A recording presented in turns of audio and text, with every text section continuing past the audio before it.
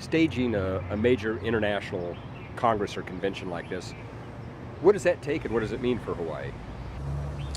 Our ability to host an international conference has been proven through the APEC experience.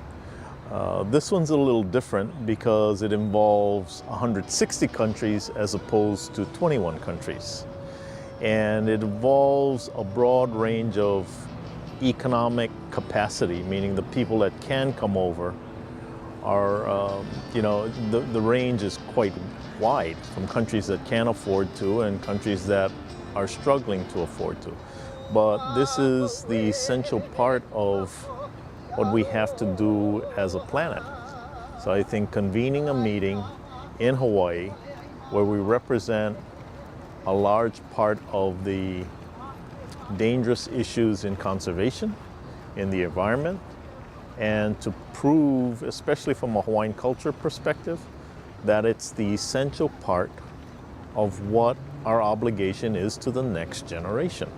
And this conference is going to give us that opportunity to showcase all the good things that we're doing and we're trying to do. Not all of them work, but a good portion has.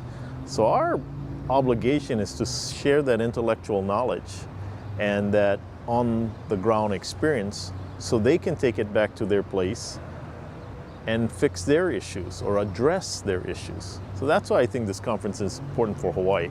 We all know the economic benefit, the rooms and the taxes and all of that. But I think the social implications is greater than the economic implications. I think around the globe today, water management is vital. Next to air, you're not going to last long. So water management from shoreline to the aquifers is critical because everyone's going to have or has the same problem.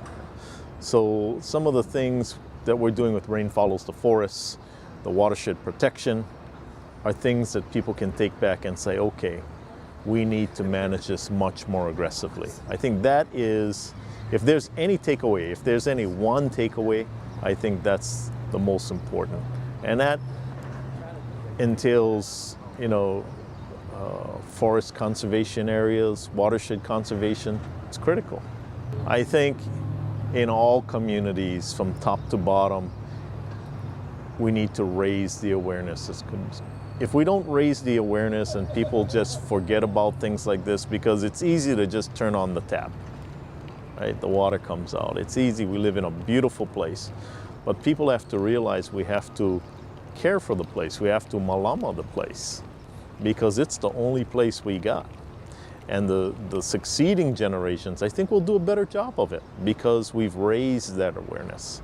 So I think that is the essential return on investment for the community. And the realization that the shorelines are in jeopardy, the coral reef is in jeopardy. So how do we manage that as a community? I think the build-up to 2016. 2016's conference is not the end. It is the beginning of the next cycle. But I think the build-up to 2016 is critical. That's where we're going to raise the awareness. That's where we hope to have those aha moments. Did you know? This is what we're doing. Some of the things that we saw that the folks on Kauai are doing is extraordinary, to manage the watershed and manage the invasive species. So it's great. I think it's the build-up and what we do after. I think people have to listen. Listen to what is happening around the globe. I think people have to listen and understand the jeopardy that we're in. And I think then they'll begin to understand. You have to educate yourself about the problems we have because the next generation, our obligation is to the next generation. And that's what I hope they understand. Because Hawaii is doing some amazing things. And we're fortunate on a scale basis, we can scale it up. We're right at the place where there's enough critical mass. It's not like two people are managing something. We're a community that is managing it for a state of 1,200,000, 1,300,000 people. Now that's scalable up. So I think when it all gets said and done, and what happens between now and 2016 will continue to show optimism that we're doing more and better things. It's going to be a struggle. It's not going to be easy, but you got to take that first step. Personal level, what does this really mean to Randy Tanaka? You know, I have 2 children. So what we leave for them is important. I hope they can enjoy the same benefits and the things that I had growing up here. I remember when fishing out in Waianae where the water used to boil with the halalū. Doesn't happen anymore. I think the next generation is much brighter than we are.